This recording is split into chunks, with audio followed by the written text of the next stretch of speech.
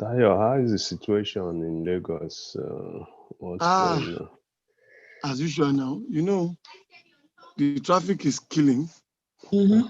And, In fact, going out now, you have to program, if you want to use 30 minutes, you program like 2 hours. wow. So I hear yesterday I spoke I was to, supposed to go to Abuja on Friday. My flight, maybe tomorrow I'll get flight to go. After they book me to go. I was talking to Kennedy yesterday, one of our friends.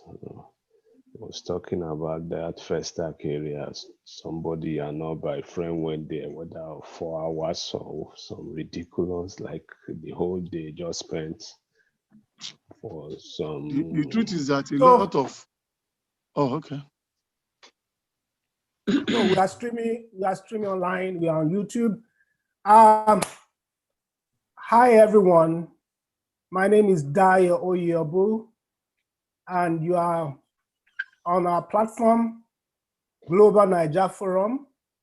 And today we are discussing a very important topic. It has to do with perspective of Nigerian youths in politics. And joining me as discussants, we have Adetayo Adelaja, Uchi Akulu, Chido Onuma, and Dr. Onibrahima. And we are going to be taking a look at this topic because of the importance and because it's the NSAS protest.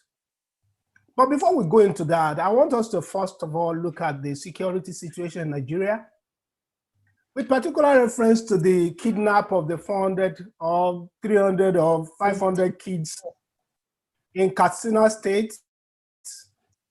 Based on the recent report, the latest one, the kids have been released or they have been delivered from their captors. But I just want us to look at, I mean, this is the third time it's going to happen. I know this is the first time it's happening within this administration, kidnap of school children, but I'm just looking at, what do you guys to say about all this? Because for imagine people points at me and taking me push.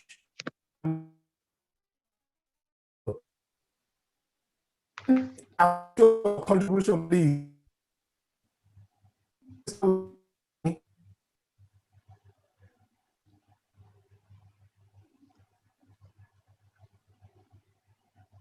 Sorry, we lost you there towards the end, Dayo. Can you? What I'm saying is Your network bandwidth.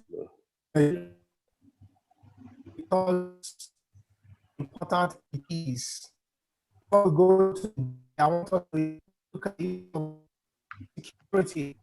I mean, you can hear of how it's abduct children, take them as 6 days.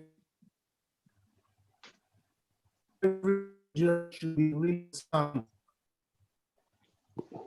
Network. Dayo. Your network is bad, but if we can quickly go on, I think we got an idea of what the question you asked. I hope we can all hear me. Yeah. Yeah. So, well, I mean, I don't think it's okay to make comparisons or look at statistics. These are human beings we are dealing with. But just to point out that this wasn't the first time. We had the Dapchi school case of the Dapchi school girls a few years ago. Even just yesterday/today, there was another round of kidnapping of students in some Islamic school in the north. I think we should look at this matter, look at the big picture in terms of the general insecurity, whether you're looking at the north, the east, the south, or the western part of the country, within the context of a president who has gone AWOL, within the military that has proven incapable of dealing with the situation, not minding the billions of naira and millions of dollars voted for security. So it's a really hopeless situation, but it kind of fits into the general narrative about Nigeria, and without wanting to sound alarmist, that we are on the threshold of being a failed state if we are not already. Thank you. Dr. Brahima, you have something to say?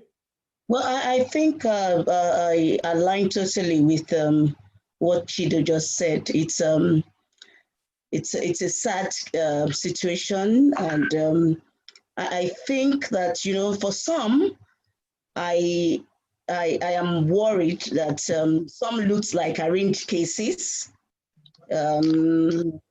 I really do not want to say that, but I think the Katsina State own was just was as if some set of people want to get money from the government at all costs. But we should not look at that way entirely. But because that's the way it looks like, but I don't want to blame, I don't want to group all the things in that category.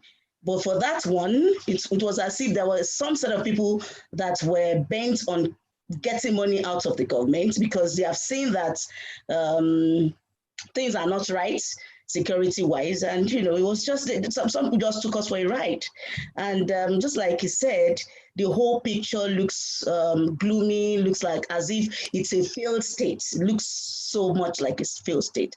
I just hope that some way, somehow, would have a change of mindset and just work rather than talk. But my concern is, how can a group of bandits come into a village or a town, take 400 people? The logistics, I'm just looking at it. It's not something that can happen within 10 minutes, 15 minutes, 20 minutes. We're saying the same thing. It looks Can I come in? Yeah. Please. Yeah. This is, in fact, is amazing. When I said it's amazing, is that the logistics of even taking 50 people. Yeah. It's not an easy thing. Talk of now seeing that hundreds of students.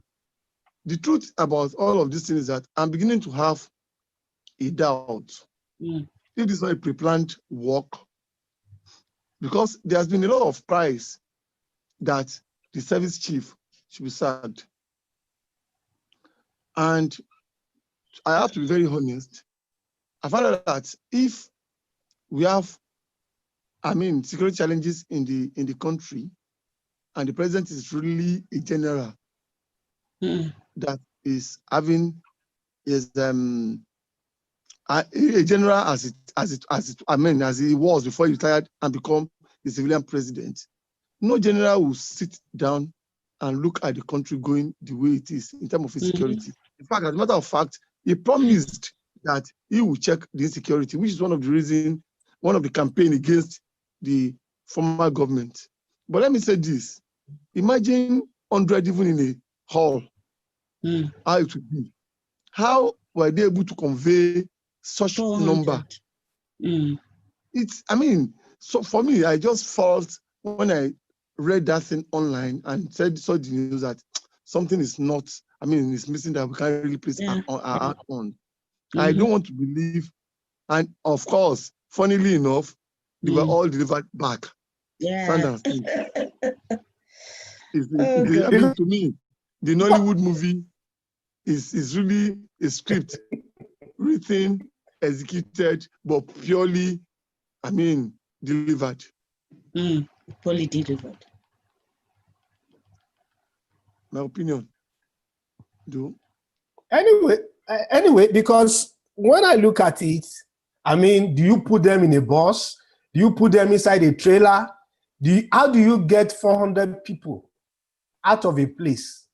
And within that time, there's not enough detachment.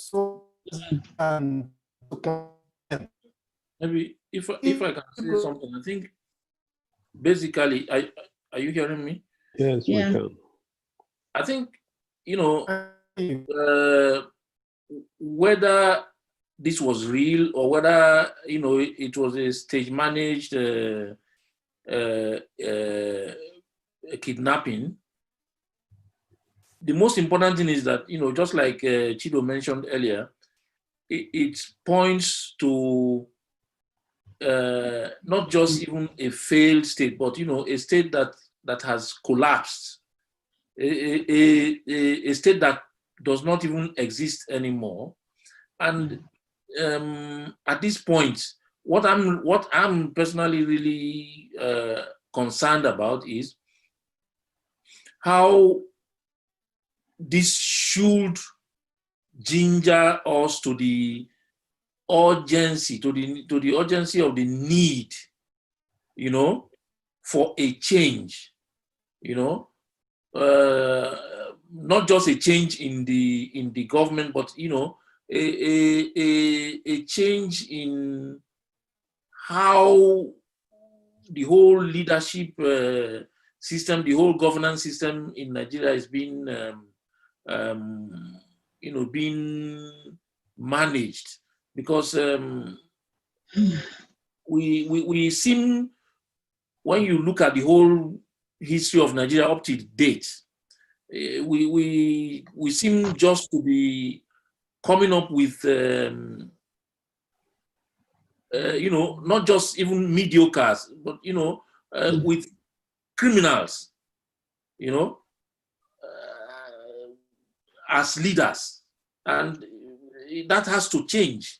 So I would see these kidnapping issues as how should it be a catalyst For to change. the necessary change that we need, so that all this, whether it is really security issues, and of course there are security issues in Nigeria, but that in a situation whereby we're even suspecting that it could be a stage managed thing, that means the country has gone to the dogs, and Yeah.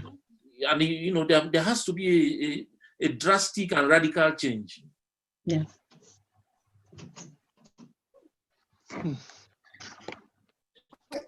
Because you saw the issue of leadership, they were going to talk about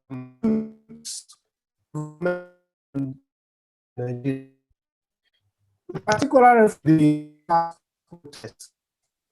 I can't hear you very well. Yeah. Yeah, I said, a little bit bad. Your audio is... Okay, what I said is that we, with particular reference to the NSAS protest, we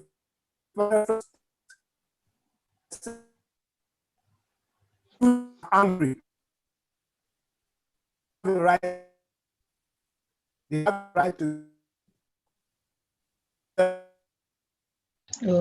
can see, we can that first what took place in the NSAS protest. But the NSAS protest has become a symbol for a quest for dollars, for good governance. And that protest started as a protest against the brutality of SARS, but from not just the danger of a uniformed men, Nigerians. The audio is still your audio It's is very really bad. bad. We can't hear you. We're just hearing, so it'll be difficult to respond. No. No. No.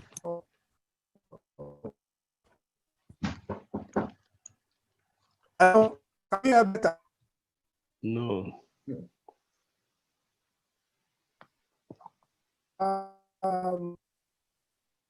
You can't still hear me very well. Okay, we can now. Better But now. when you start speaking, it's choppy, then we can't connect your questions. Maybe if you just make them short, or if, since you appear to be the only one having the audio issue, if you can also quickly just type your question in the comment section, then we'll just respond. The question, okay, the question I'm asking, can you hear me better now? Yeah, it's better now. Yes. Let's hope it doesn't cut off. Okay, the question I'm asking, yes, the question I'm asking is that the youths are angry and they have a right to be.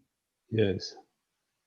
The NSAS protest was not just against police brutality. It was against brutality by armed or uniformed men, which Nigerians face every day. Yeah. And I mean, when I say uniformed men, soldiers, Navy men,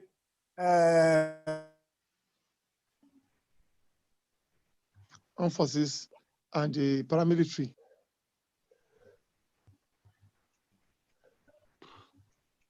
Federal road safety. I mean, Nigerians are just you went off there, Dayo. Can you just make the question quick and sharp so we will I just want us to share our experience with, I mean, this issue of police brutality, really.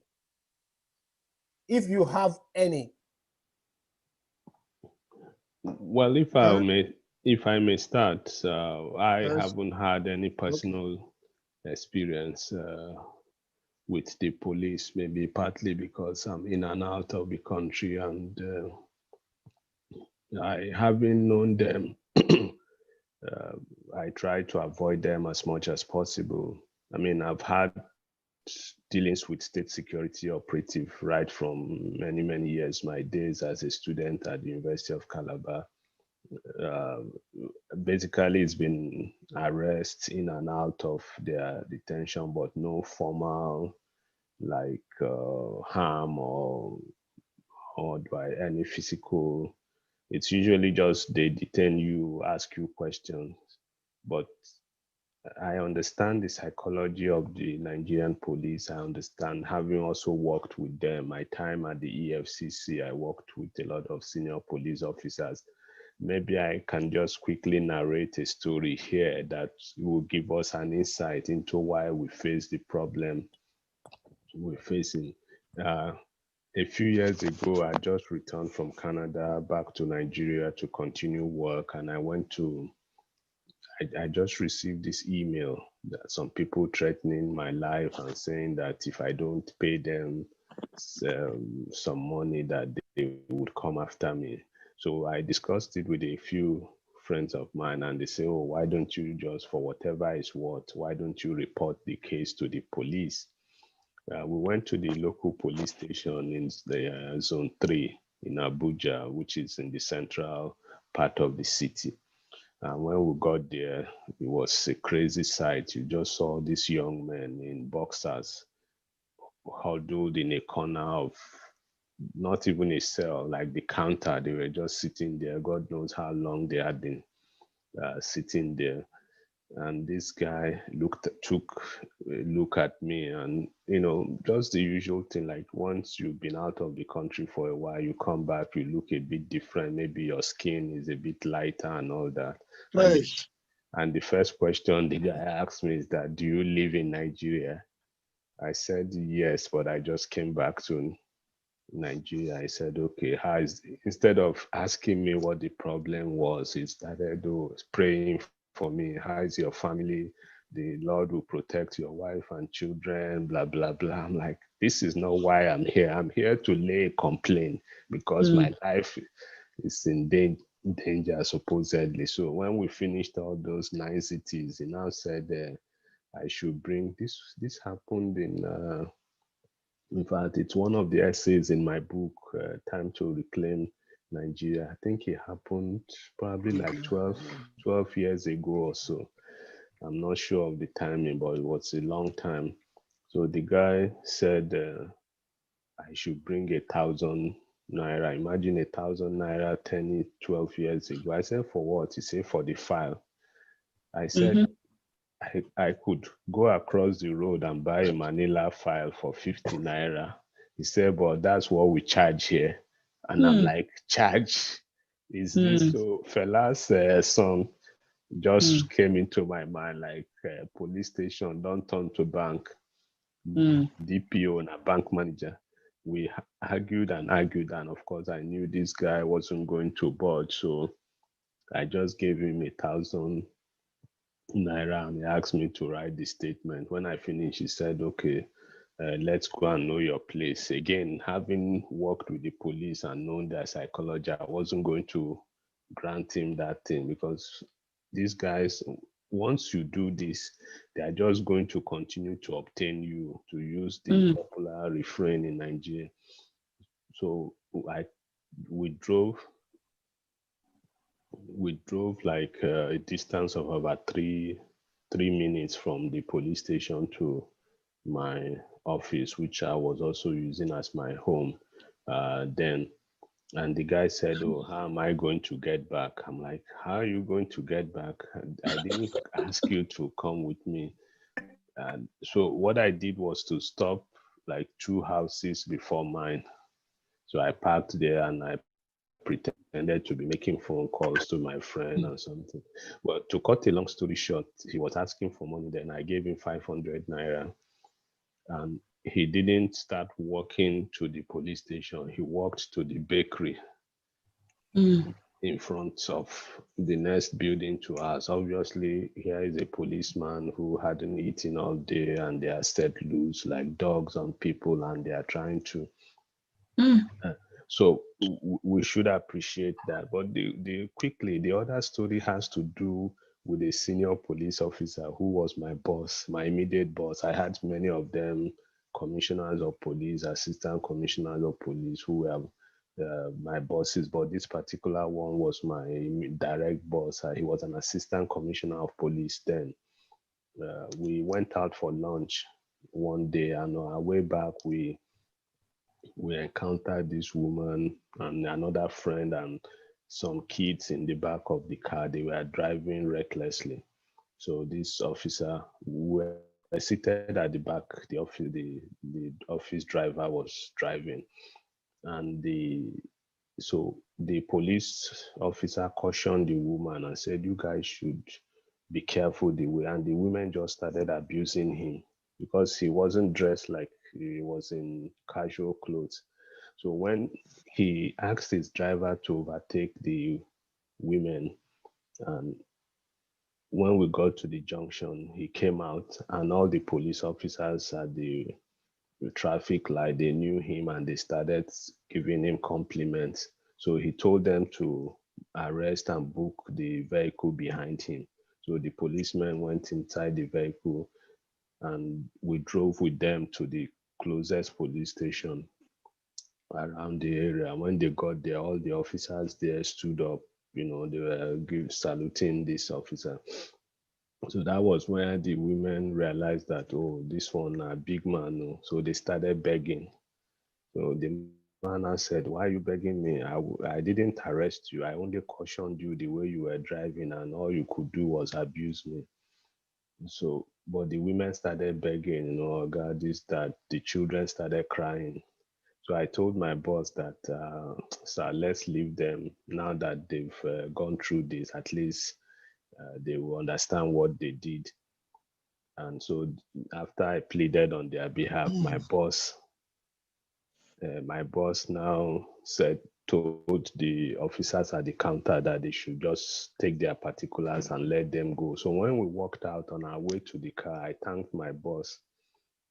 He said, "So why are you thanking me?" I said, "Oh, at least the women are free now." And he said, "Chido, do you think those women will leave that place without dropping something?" I said, "Dropping something? I thought the police is your friend." And he looked at me and said, "How can the police be your friend?"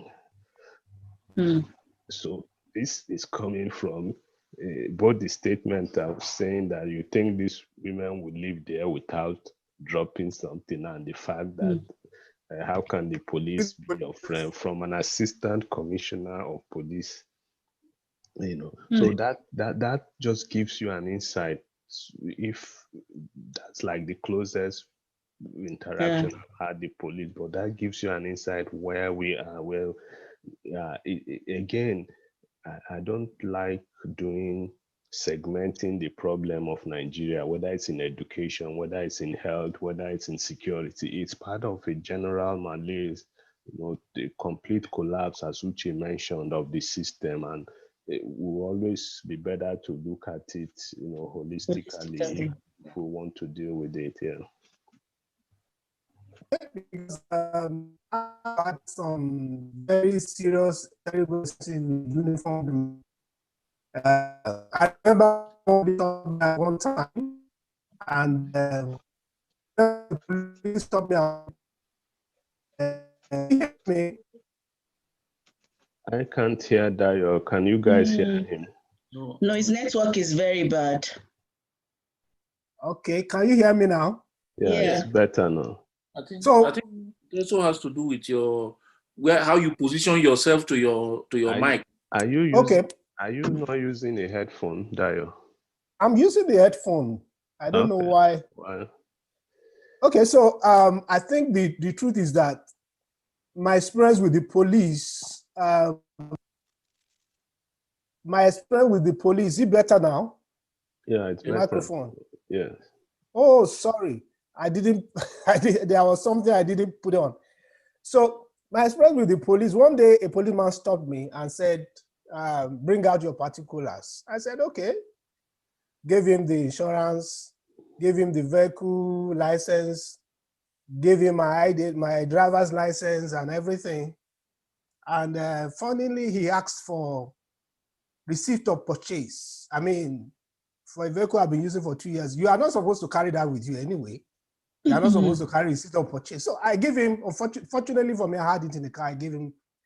And after looking the receipt of purchase, he said, this receipt of import duty payment, that it is fake. I said, what? He said, receipt of import duty payment is fake. And he was saying that I must take him to the importer who will go together to the bank to go ascertain the genuineness of that payment. I mean, he took me to the police station and delayed me for hours before he extorted money from me.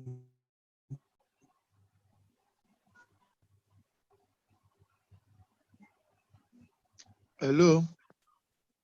I can't hear you anymore. Hello, can you hear me? It's frozen. Okay, yeah. Yeah, I think his network is not stable.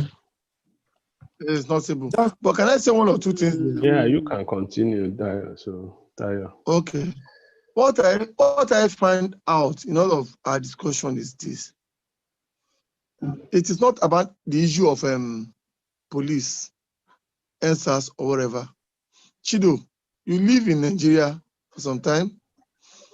If you are comfortable with one thing, the whole system is what I would say. I mean, the whole system have issues. Yeah, it's broken. Is it the civil servant?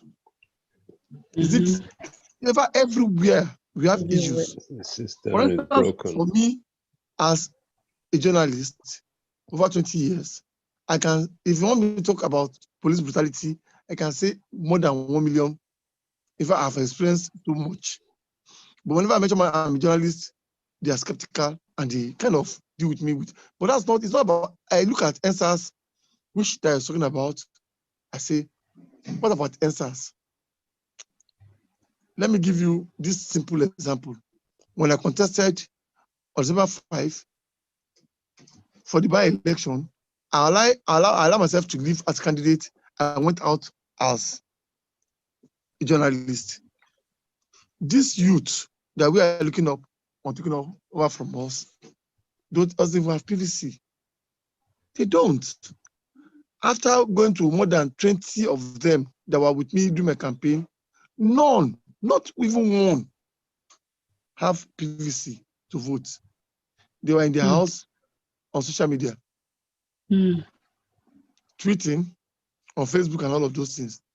I kept quiet. I said, you are not going to go and PVC now. But let me also, I look at them and I said, but you said you want to take away from us. I said, we'll do now. Truly, if the electoral process has been overhauled and is e-voting, these guys may have been able to vote.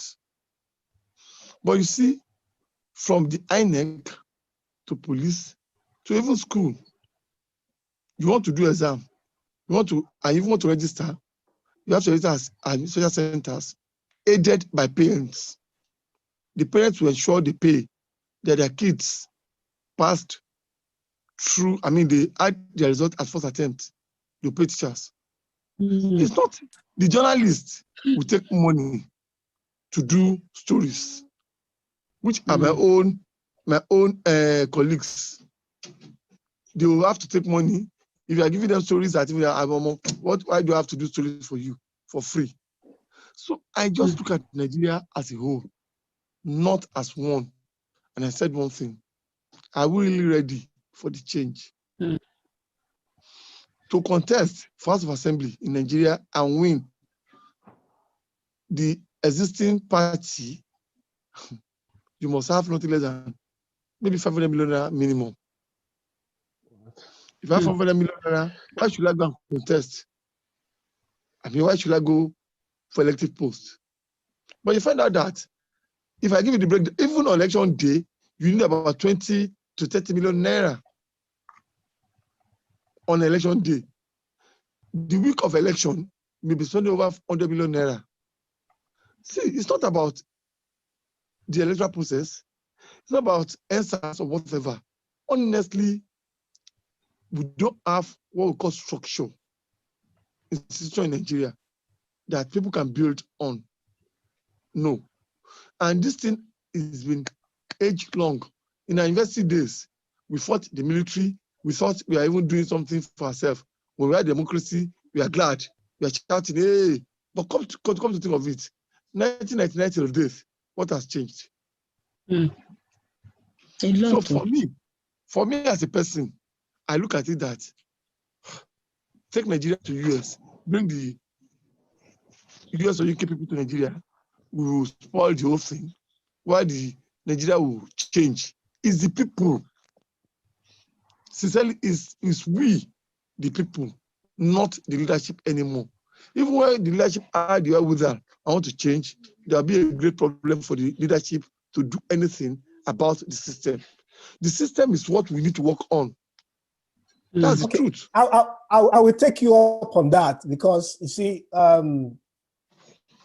even when we look at what the youths are demanding during the NSAS protests, we want lights, we want these. There are more of infrastructural issues.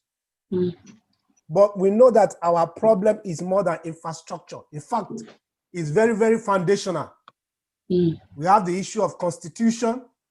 We have the issue of resource control. We have the issue of rejigging the Nigerian state, that the way it is structured cannot make it work.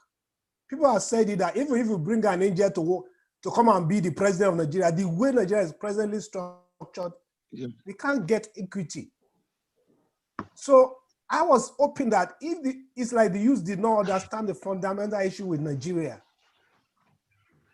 Because if they understood those fundamental issues, those are the things we'll be clamoring for.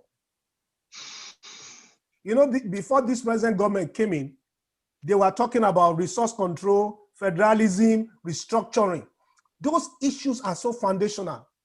But I don't see all those things feature in this NSAS protest. Because the reason. Let me cut you short here. And I think Shido will understand a bit what I'm about to talk now. You see, politicians will tell you what they want you to hear and what will favor them. Any government in power, the opposition will, in fact, the best opposition party we had in Nigeria is APC. They are well organized as opposition party. They brought PDP down through well-planned, orchestrated opposition. Forget about whatever they say, the issue has been there for ages. Now, when they came into power, because they built and all their machinery as a position, they had no solution.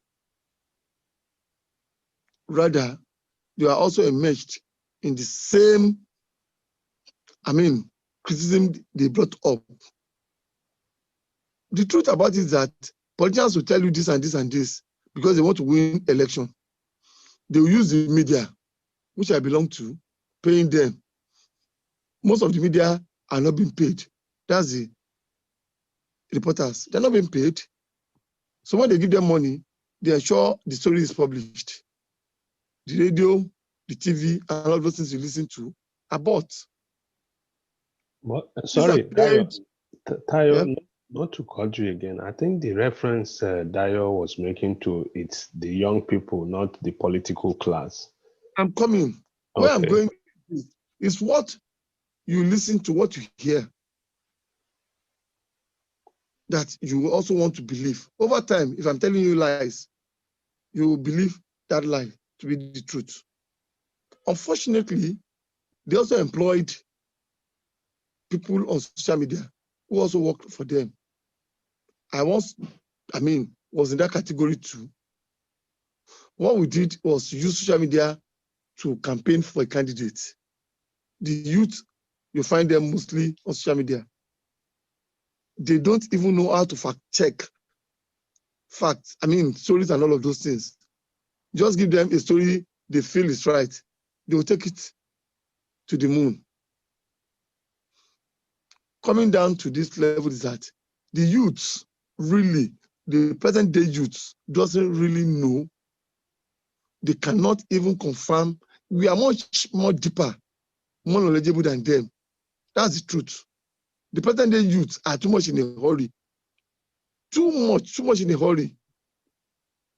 In your days in university, we had our looters, but we don't even have the social media to do all what they're doing now.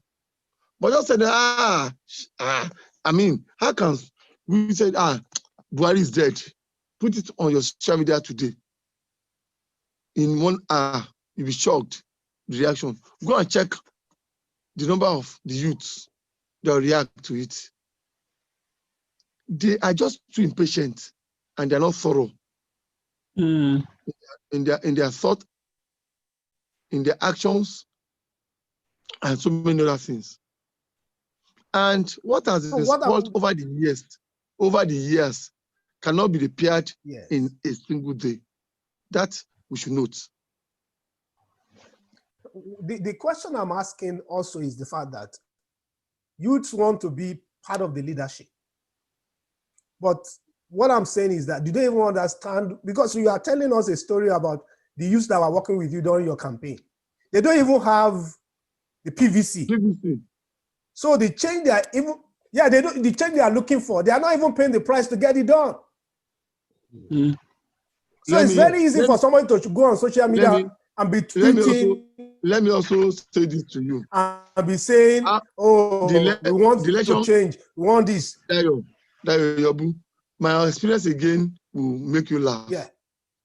The youth started forming political party. They have the same name, National Youth Democratic Party, National Youth Party.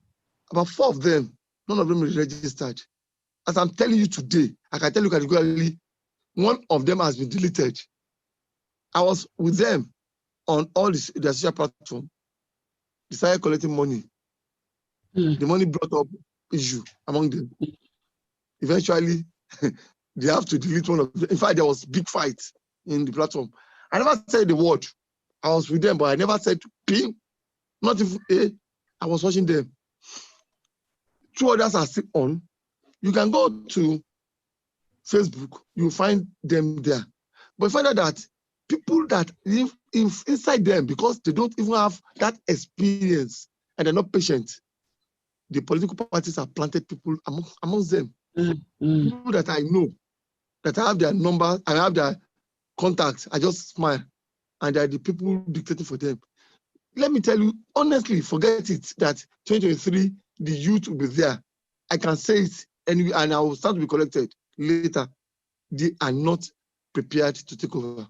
That's the truth. Yeah. Because even the parties they are forming, they're not even ready because of leadership. I want to be the president, I want to be this. They're not even ready to form alliance among themselves. That is very, very true. That's very true. I think the last election, there are so many people that came out and said they want to contest, and everybody wanted to become president. And I was surprised that none of them could form alliances. Why do you all have to be president? Why can't some of you go to House of Assembly? Why can't you go for senatorial seat? Why can't you be a House of Rep member? So you have 10 of, I don't know how many of you young guys that came out, and everybody wants to be president. You are not even known in your state. You are not even known in your local government. Local governments. And you are not ready to form alliances. Again, can I come in, please? Yeah, so go on, Doctor. Yeah. Okay. I want to say, with respect to the NSAS protest, that the set of youths that were on the streets, I think they were not. They didn't do any critical examination of the concerns, the issues before joining the protest. For me, I think, just like Adela just said, most of them are not thorough, okay? They don't process things before joining a course.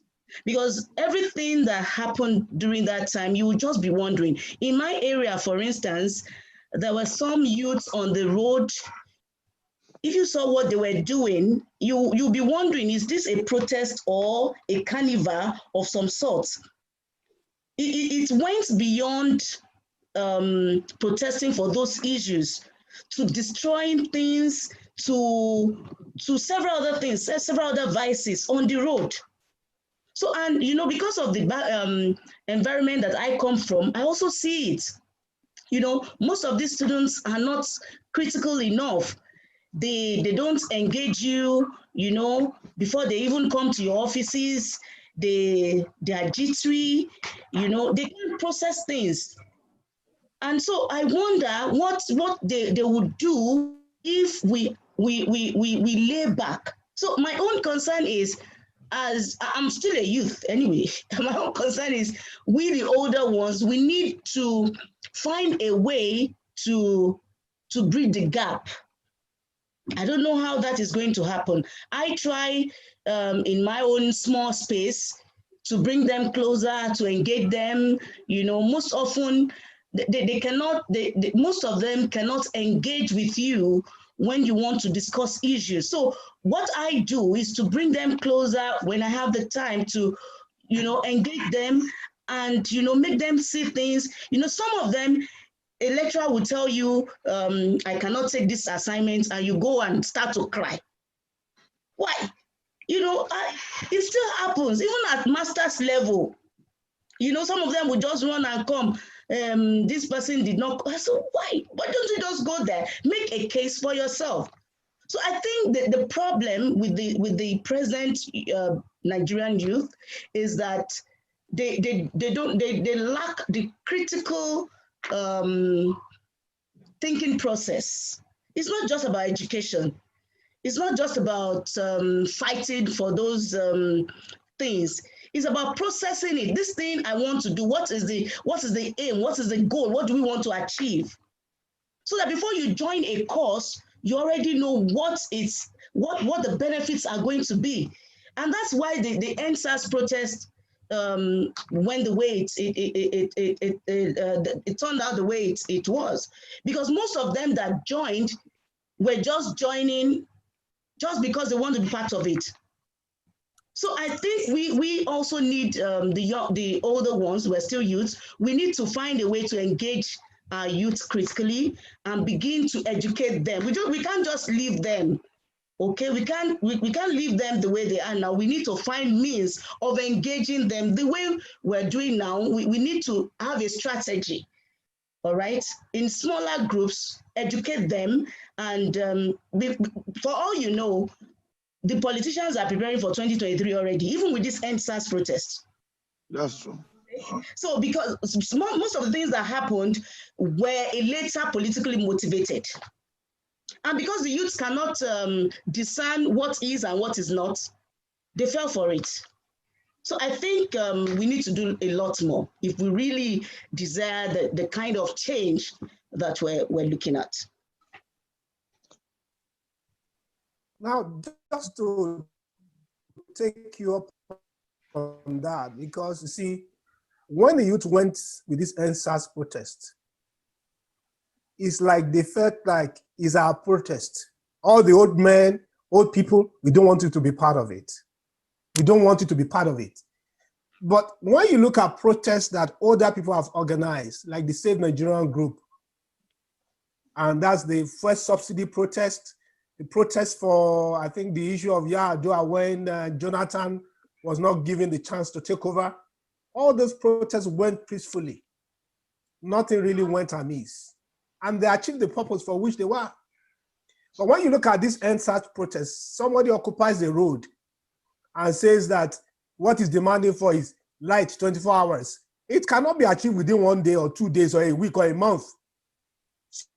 So those things they are demanding for which they are occupying the road for, which I said are not really the foundational issues, because they are still foundational issues. Resource control, the Nigerian constitution that is skewed in a particular way that does not make the country to work, the federalism issue, that concentrates so much power in the hand of the president that it has reduced the states to the appendages of the president or of the federal, whereas the reverse should be the case.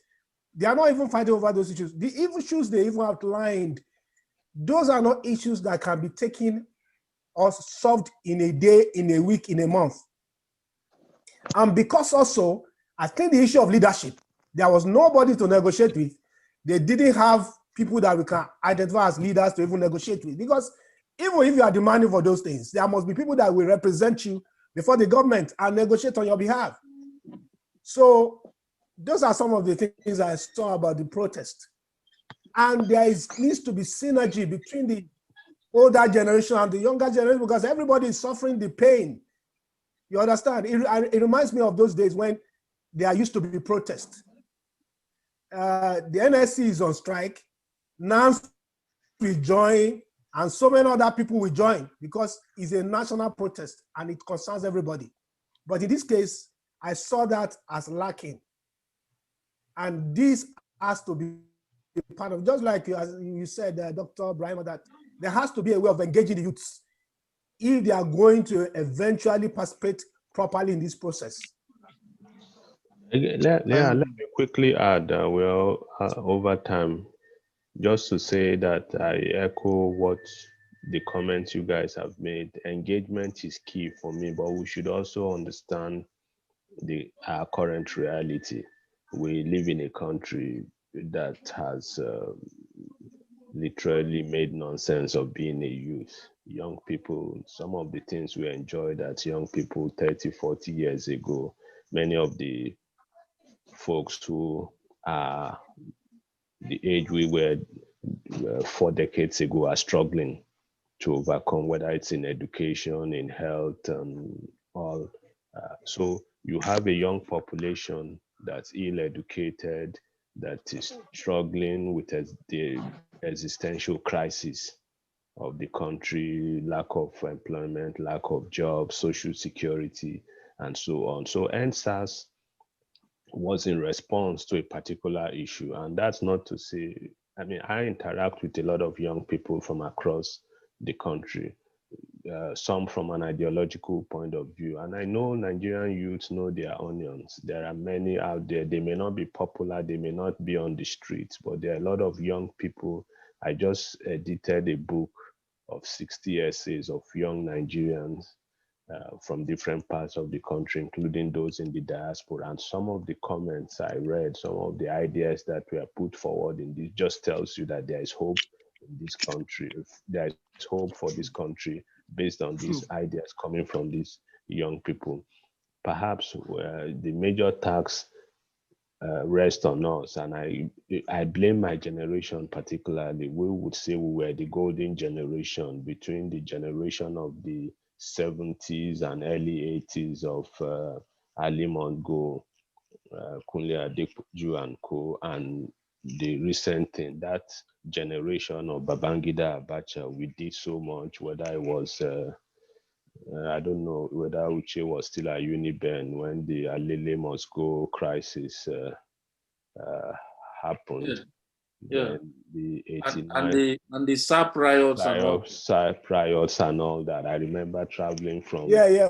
from Calabar to come to Benin as a young student there to help, block that main road that leads from the going The, to Lagos to the express, yeah, the Lagos expressway. Benin So, Express. Yeah. but you would realize that as a student at the University of Calabar, out of my own money, I could ferry myself to travel to any part just to engage in student struggle. I'm not even talking about the security issue. Existentially, how many people, even as a worker now, can travel from one city to the other? You can't do it. So you're dealing with a generation that is facing monumental tasks, things we took for granted, even though they are lucky they have access to technology and so on. But life is more challenging, it's more difficult now than it was 20, 30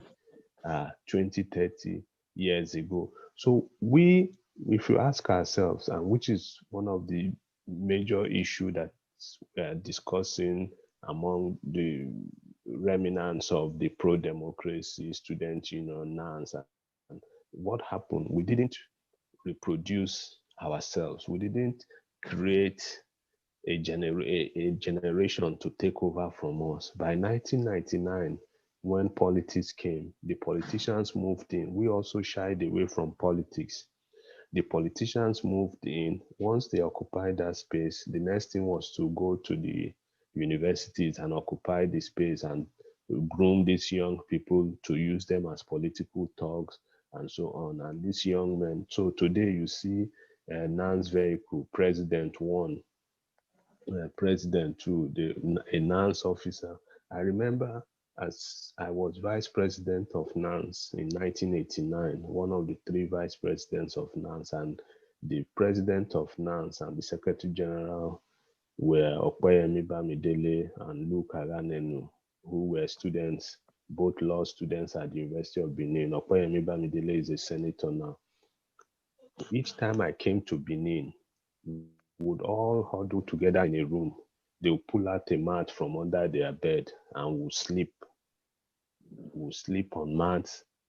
Ogaga Ifowodo, Luke, Opeyemi, we'll sleep in the hostels. Today, you're looking at a NANS president.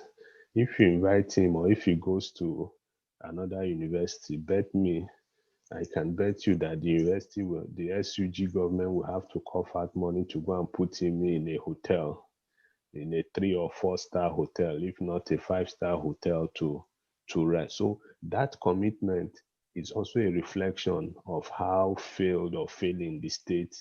We have a broken country, and this brokenness, if I'm to use the religious thing, has ripple effect in every aspect of our social, political, and economic life. So, just to wrap up, the point I'm going to make is that we, the older ones, just as Dr. Buraimo said, have a bounden duty to continue to reach out, get those among these youth who have a feel to understand these issues, who feel they have a need to understand these issues and ready to work. Once we can get them together, they can now lead the process. Because the Nigerian state has so destroyed our psyche that if you just leave it to individual, and you're talking about young people and their understanding. I just read before this meeting started, I just read a report in the Punch newspaper that the Senate Special Panel on Electoral Reform and Constitution is saying that girls who are not up to 18 years old but who are married should be allowed to vote in election. That's the kind of danger we pose. And when the INEC chairman responded to the panel and said, well, we don't think this will fly because it's a constitutional matter, the panel members, the two senators who are like the leading panel members from the North, they were angry with the INEC chairman and said, why should he say that he hasn't even considered it? This is a constitutional matter.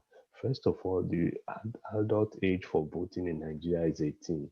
The legal marriage age in Nigeria is 18. Yet you have senators of the Federal Republic pushing that if so, this is most likely will affect people in the North or benefit people in the North, where you have young girls being married off at, I mean, it happens in the South as well, but majorly in the North, where you have young girls being married off at the age of 13, 14, 15. But ask yourself, why would senators of the Federal Republic push that?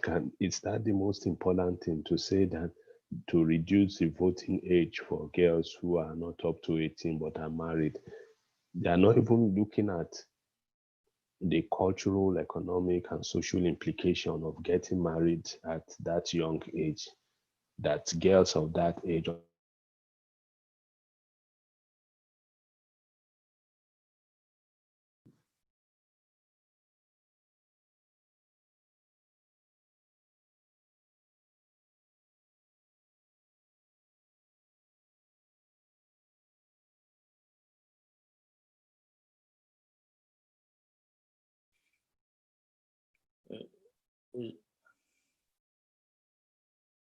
We seem to have lost Chido.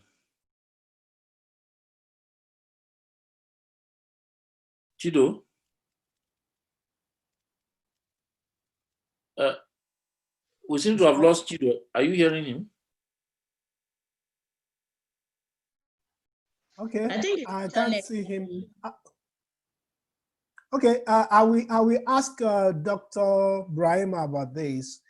How do we get women involved in politics? Because from the look of things, if we get more women involved in politics, I think they have a lot of contribution to make. And most of the time, women see politics as men's affair. So how do we get women? Yes, they see it as men's affair, you know, but funny enough, in these NSAS protests, we had a lot of women or ladies coming out, you know, and participating. So how do we really get, because the truth is that I want to borrow a leaf from the financial sector. Where they found out over the years that women are even better borrowers than men. Yeah.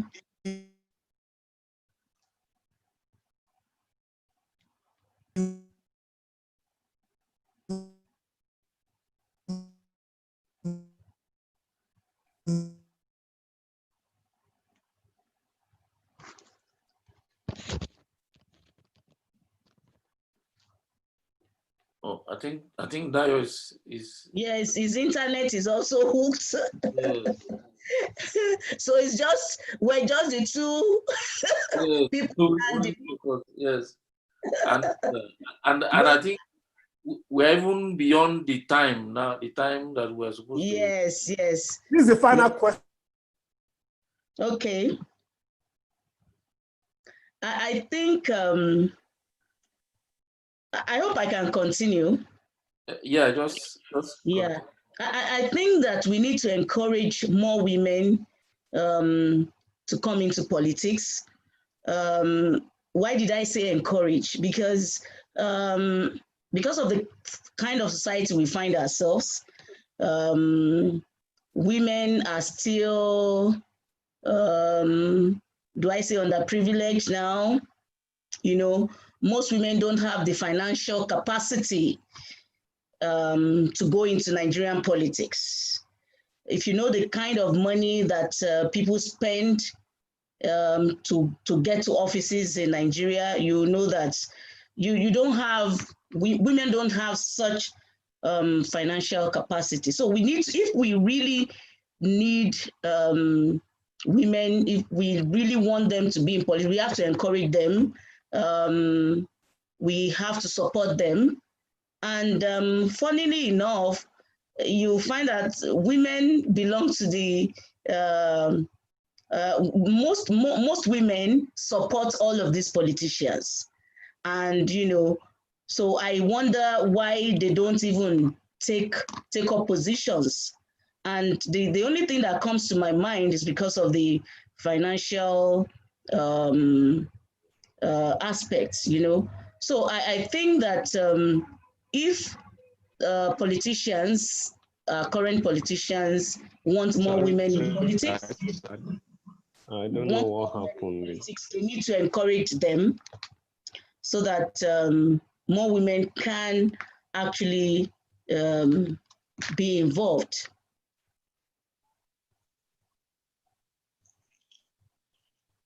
Okay, I think with that, I think we'll close this session of this our conference. I hope we can get back sometimes episode. Thank you very, very much. Thanks,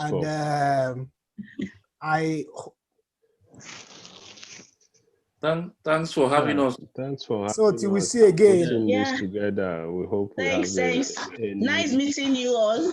Yeah, thank you.